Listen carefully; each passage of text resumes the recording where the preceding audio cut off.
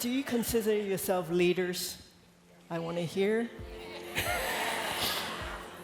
Leadership really starts with you, because we are leaders, which means we lead people, but first of all, we have to lead ourselves. By 11, I had found my life purpose, and that was to make a difference in other people's lives. Taking this giant life purpose into something concrete is what I needed to do, because you can have a purpose, you can have mission, but how do you make it into action? My reference point was National Geographic. Now, what do you see in National Geographic?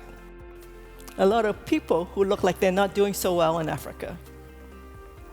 So that became my anchor.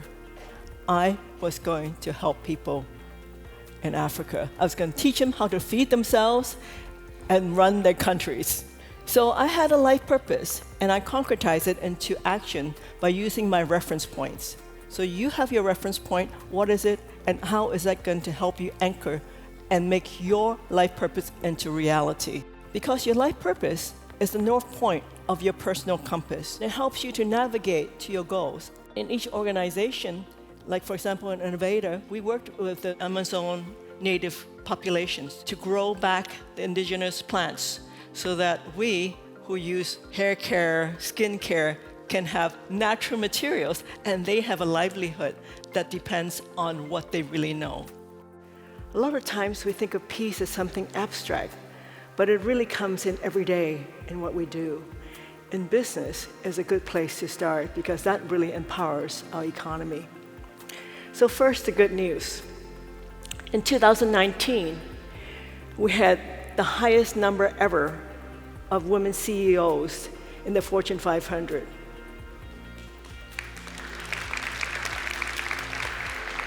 That's a sparkling 33 out of 500.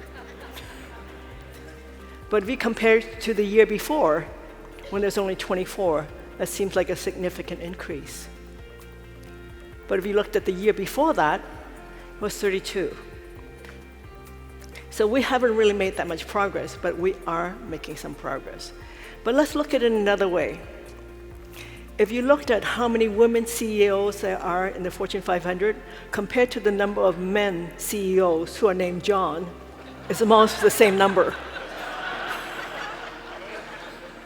There cannot be peace if there's no equity and equality.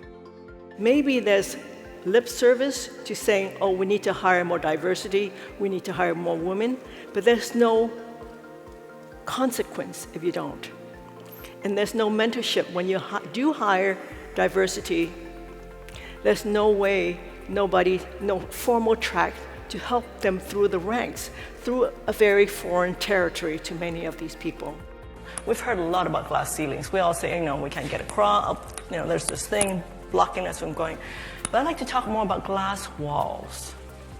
Glass walls is what a lot of women have issues with. A lot of women get slaughtered in a particular area, and they rise well in that area, but they never make CEO. They may never make the C-suites. Why? It's because they don't have a breadth of experience. They are usually in areas where there has less bottom line responsibility, they have less diversity of experience, and they have less skills that are known to be supposedly more revenue driven.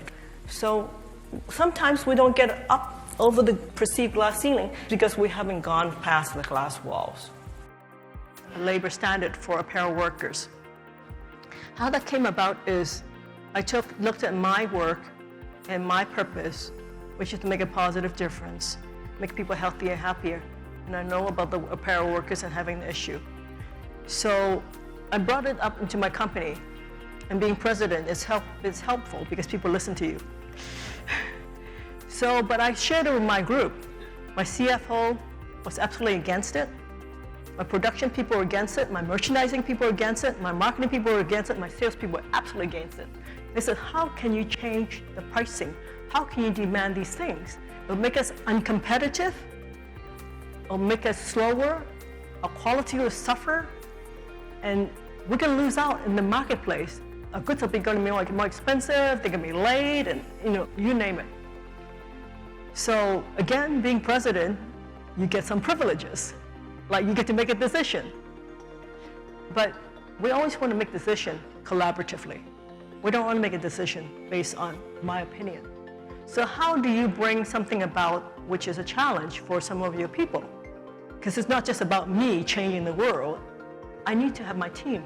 So I said, okay, let's find one of our big factory groups that we work with, because these factory groups are usually in many countries. We'll go to one of their top factories, and we'll go to one of their medium to low factories that we work with. And we'll talk to the leader, the owner, basically. We would like to work this scenario with you where we can take one of your top factories and one of your low to medium factories, and we're going to change how you work there. All the factors we talked about, ventilation, lighting, food, et cetera, et cetera. So we're making partners here. We're working together to make this happen. Everybody knowing that it goes wrong, it's limited damage because we're not doing the whole production, we're just doing 2 factories. Of course, there's still a lot of money, but at least it's manageable in the scheme of life. Now I can get the buy-in from my group. So with that, we started this experiment. Well, you know what? Production was ahead of time, quality was better, we had less wastage, we had less damage, and we didn't have to air the goods, so we saved money there too. And that's how we started changing the whole industry. Every one of you have what it takes to get what you want. It's inside of you. Just go back inside. Don't listen to the tapes from outside, from everybody else telling you what to do, what to love, who to date, what job to have, what car to drive. You know what it is that you need.